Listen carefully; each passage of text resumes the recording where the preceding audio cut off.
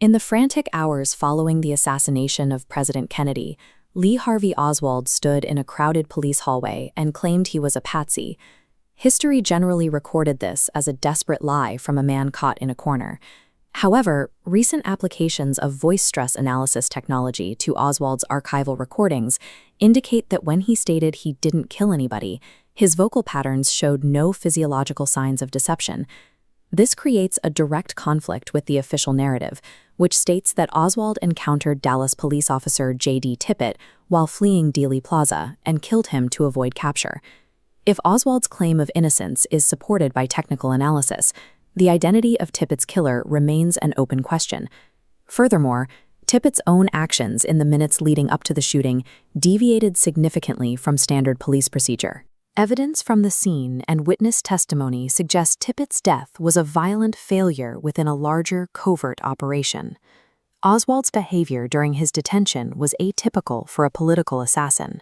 While most killers in such high-profile cases claim responsibility for their actions, Oswald consistently and politely denied the charges to anyone who would listen. At the time of his arrest, Oswald carried a fake ID with the name Alek Hidell. Investigators later discovered an identical identification card dropped at the scene where Officer Tippit was killed. Alek Hidell was a floating alias, a documented tool used by military intelligence operatives of that era.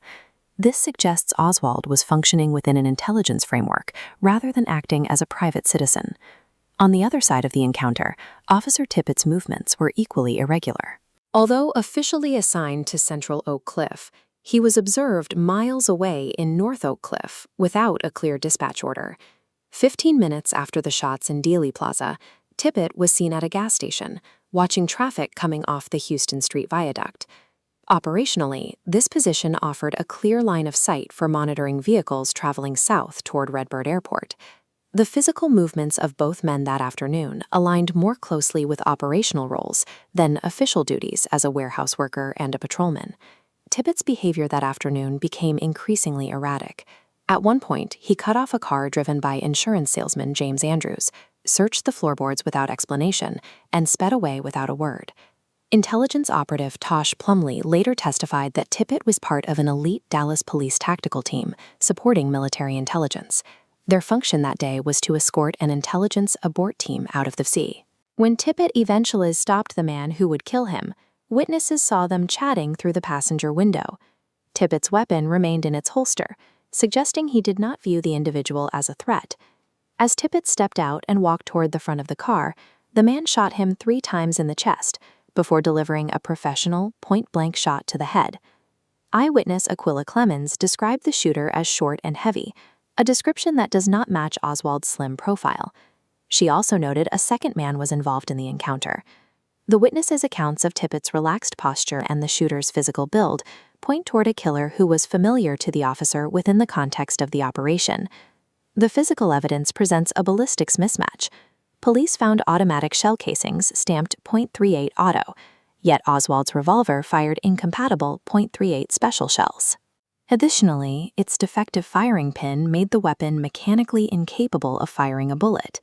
There is also the matter of the wallet found at the crime scene, which contained Oswald's Hidell alias. When Oswald was apprehended at the Texas Theater, his actual primary wallet was in his pocket. The presence of a second wallet at the Tippit scene indicates the evidence was planted. The mismatched ballistics, the broken weapon, and the duplicate IDs suggest the crime scene was a constructed forensic frame-up. According to testimony from former mob hitman James Files, professional killer Gary Marlowe arrived at his motel room shortly after the assassination. Marlowe reportedly admitted to shooting the officer because the plan to eliminate Oswald at a designated rendezvous point had failed when Oswald didn't arrive. Having survived the initial encounter, Oswald remained a compromised decoy and the only living witness to the afternoon's true operation. 2 days later, Jack Ruby shot Oswald on live television while he was in police custody. This act effectively prevented a key witness from ever testifying about his role or the events he witnessed. The timeline of that afternoon suggests Oswald functioned as a decoy, while Officer Tippit was caught in a broader intelligence setup.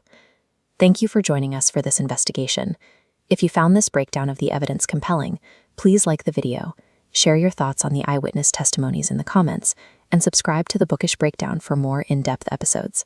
We'll see you in the next one.